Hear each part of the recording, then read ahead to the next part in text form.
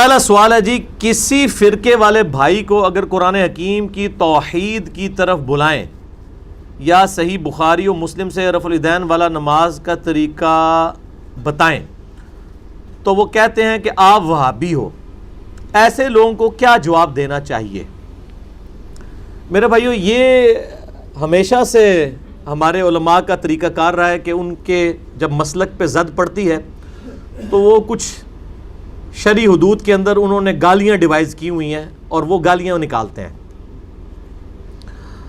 اور یہ کسی ایک مکتب فکر کا حال نہیں ہے۔ تمام، کوئی وہابی بول دے گا، کوئی نجدی بول دے گا، کوئی گستاخ رسول بول دے گا، کوئی مشرک بول دے گا، کوئی بدعتی بول دے گا، کوئی گمراہ بول دے گا۔ یہ مختلف قسم کی ادبی گالیاں جو انہوں نے ڈیوائز کی ہوئی ہیں، اور غیر ادبی گالیاں اب تو ماشاءاللہ علماء کی زبان اتنی کھل چکی ہے کہ وہ تو ہر وہ بازاری زبان استعمال کرنے کے لیے تیار ہیں جو بازاری لوگ استعمال کرتے ہیں۔ ان کو کوئی شرم و حیا اس حوالے سے باقی نہیں رہی ہے، الا ماشاءاللہ جن لوگوں کو اللہ تعالی ہدایت دے کہ وہ بچ جائیں۔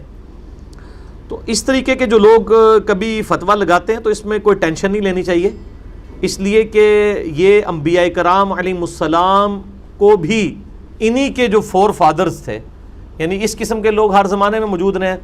انہوں نے مجنون بھی کہا، پاگل بھی کہا، دیوانہ بھی کہا، شاعر بھی کہا، ان کی بیویوں کے اوپر بھی تہمتیں لگائیں، ان کے کریکٹر کو ملائن کیا، تو ان نبیوں نے اپنی دعوت کو چھوڑا نہیں ہے۔ تو آپ ان کی ان باتوں کی وجہ سے برا نہ مانیں اور دعوت کو جاری رکھیں۔ آپ کا کام صرف حق بات پہنچانا ہے، وما علینا الا البلاغ۔ اگر نبی صلی اللہ علیہ وآلہ وسلم کو ان تکالیف سے گزرنا پڑا تو ہماری تو کوئی حیثیت ہی نہیں ہے۔ پھر ہمارے بعد میں صحابہ اکرام علیہم رضوان کو، ائمہ محدثین کو بھی ان تمام تکالیف سے گزرنا پڑا ہے۔ حتیٰ کہ امام شافعی رحمہ اللہ تعالیٰ کے بارے میں آتا ہے، اہل سنت کے بہت بڑے امام ہیں، احمد بن حنبل کے استاد ہیں، امام بخاری کے دادا استاد ہیں، محمد ابن ادریس الشافعی المتوفى 204 ہجری، ان پہ تو رافضیت کا الزام لگا دیا گیا، حتیٰ کہ ان کو وہ شعر کہنا پڑا جو دیوان الشافعی میں موجود ہے، اسماء و رجال کی تمام کتابوں میں ہمارے اہل سنت کے محدثین نے نقل کیا ہے، ان کان رفضا حب آل محمد فلیشہد الثقلان انی رافضی۔ اگر اہل بیت کی محبت کا نام، آل محمد صلی اللہ علیہ وآلہ وسلم سے محبت کا نام رافضی ہونا ہے تو تم گواہ ہو جاؤ اس بات پہ کہ میں رافضی ہوں، جن و انس گواہ ہو جاؤ اس بات پہ کہ میں رافضی ہوں۔ اب اس سے بڑی کوئی بات ہو سکتی ہے؟ امام شافعی کا مرتبہ دیکھیں، ہم لوگ تو کچھ بھی نہیں ہیں، ہم کس باغ کی مولی ہیں، ہم کس کھیت کی مولی ہیں کہ ہم بچ جائیں گے؟ یہ لوگ اسی طرح ہی کریں گے، کیونکہ ان کے جو بڑے تھے اس زمانے میں ظاہر ہے کہ وہ انہی کے ریپریزنٹیٹیو تھے، انہوں نے امام شافعی رحمہ اللہ تعالیٰ کے اوپر بھی اس قسم کے الزامات لگائے اور انہوں نے کوئی شرم و حیا نہیں کی۔ تو آج بھی یہی سلسلہ جاری ہے، تو اس میں آپ اپنی دعوت کا کام جاری رکھیں۔ بہرحال قرآن حکیم کے تحت آپ کو یہ حق حاصل ہے کہ جب یہ آپ کے اوپر کوئی ایسا جملہ کسیں تو آپ بھی اس کے مقابلے پر اتنے ہی لیول کا جملہ ان کو کہہ سکتے ہیں۔ قرآن حکیم میں آیا ہے نا کہ دانت کے بدلے دانت، کان کے بدلے کان، ناک کے بدلے ناک، یہ اللہ تعالیٰ نے قصاص طے کر دیا ہے۔ اور اسی طریقے سے قرآن حکیم میں یہ بھی آیا کہ اگر کوئی تمہیں بری بات کہتا ہے تو تم بھی اسی لیول کی بری بات اسے کہہ سکتے ہو، اس سے بڑھ کے نہ ہو، اسی لیول کی، یہ اجازت ہے۔ حتیٰ کہ چھٹے پارے کا آغاز ہی اس سے ہوتا ہے۔ اللہ تبارک و تعالیٰ ارشاد فرماتا ہے، اعوذ باللہ من الشیطان الرجیم، بسم اللہ الرحمن الرحیم، لا يحب اللہ الجہر بالسوء من القول۔ اللہ تعالیٰ کو برائی کے ساتھ آواز بلند کرنا کسی کا پسند نہیں ہے، الا من ظلم، ہاں مگر جس پہ ظلم ہو جائے، اگر وہ کسی کا برا نام لے کے کسی کے بارے میں سخت الفاظ استعمال کرے تو اللہ تعالیٰ فرماتا ہے اس کو ہم ایکسیپشن دیتے ہیں، وہ بیچارہ مظلوم ہے، تو ظاہر ہے وہ اس پہ زور تو اس کا چل نہیں سکتا، تو وہ بھی اپنے اس قسم کے الفاظ استعمال کرے تو اللہ تعالیٰ فرماتا ہے اس پہ ہماری کوئی گرفت نہیں، وکان اللہ سمیعا علیما، اور اللہ تعالیٰ سننے والا، علم والا ہے۔ اس طریقے سے قرآن حکیم میں ہے کہ جو کوئی تم سے یعنی برے سلوک کرے تو اسی لیول کا تم اس سے برا سلوک کر سکتے ہو۔ تو لہٰذا میں اب آپ کو سکھا سکتا ہوں، یہ ظاہر ہے کہ وہی آپ کو یہ جواب سکھا سکتا ہے جس کا سینس آف ہیومر اپنا بھی ہو۔ جو آپ کو وہابی کہے نا اس کو کہیں کہ آپ بابی ہو، کیا نام بتانا ہے؟ بابی. یہ قرآن کے رول کے تحت میں بتا رہا ہوں کہ اسی لیول کا جواب آپ ان کو دے سکتے ہیں. انہوں نے گالی دی نا آپ کو یہ کہہ کے کہ جی وہ وہابی، تو گالی سمجھ کے دے رہے ہوتے ہیں. تو آپ کہیں کہ تم بابی ہو، یعنی بابوں کے ماننے والے. کیونکہ یہ وہابی آپ کو کیوں کہہ رہے ہوتے ہیں کہ چونکہ ان کے بزرگ بابوں سے آپ کے نظریات ٹکرا رہے ہوتے ہیں، اور وہ آپ کے اپنے ذاتی نہیں ہوتے بلکہ کتاب و سنت کے نظریات ہیں جو ان کے بزرگ بابوں سے ٹکرا رہے ہوتے ہیں. ان کو کہو کہ آپ تو ہمیں وہابی کہتے ہو، ہم نے اپنے آپ کو وہابی کیا، ہم تو اپنے آپ کو محمدی بھی نہیں کہتے، ہم اپنے آپ کو مسلم کہتے ہیں.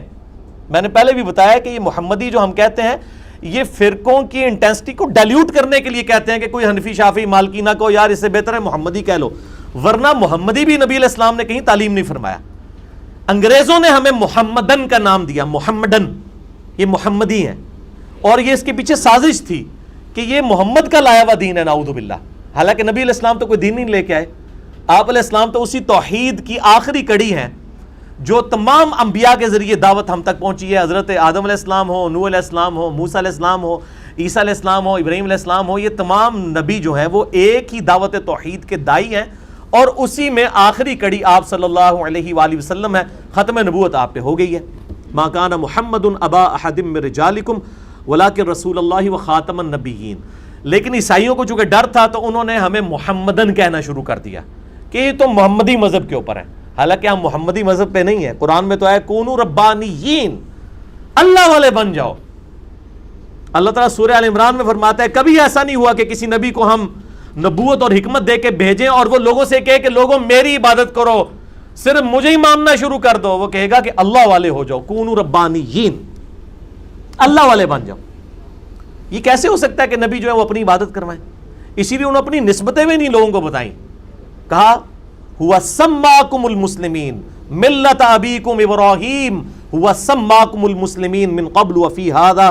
پیروی کرو ابراہیم علیہ السلام کی ملت کی کہ جنہوں نے تمہارا نام مسلم رکھا، اور وفی ھذا، اور قرآن میں اللہ نے تمہارا نام مسلم رکھا ہے. تو ہمارا نام تو ہے مسلم. ہم نہ وہابی ہیں، نہ ہم محمدی اپنے آپ کو کہتے ہیں، نہ شافعی کہتے ہیں، نہ مالکی کہتے ہیں، نہ حنبلی کہتے ہیں، نہ حنفی کہتے ہیں. یہ آپ کو چھیڑنے کے لیے وہابی کہیں تو آپ کہیں کہ آپ ہمیں وہابی کہتے ہو، تو اب ہمیں قرآن اجازت دیتا ہے ہم آپ کو کہیں آپ بابی ہو، بابوں کے ماننے والے، کتاب و سنت کے ماننے. اور آپ یقین کریں یہ ٹرم آپ ذرا عام کریں، یہ سارے اپنی اپنی بلوں میں گھس جائیں گے انشاءاللہ تعالی.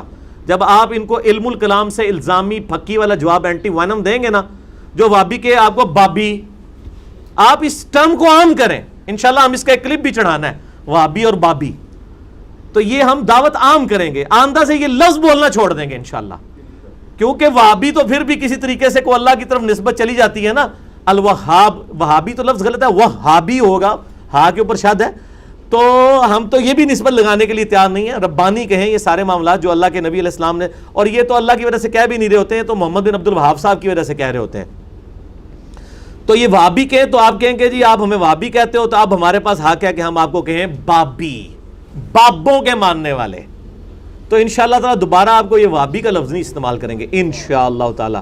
لو جی یہ پھر مجھ سے جواب لینا تھا، تو پھر ہم نے تو پھر جواب ایسے ہی دینا تھا جو حسب حال کے اوپر بھی چل سکے. ٹھیک ہے جی، ٹھیک ہے جواب. انکل جی خوش ہو گئے جی.